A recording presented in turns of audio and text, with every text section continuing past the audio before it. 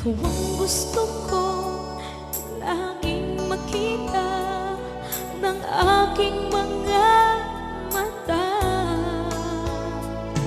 Magbigay ng saya sa aking buhay. Ang mundo ko ngayon ay makulay.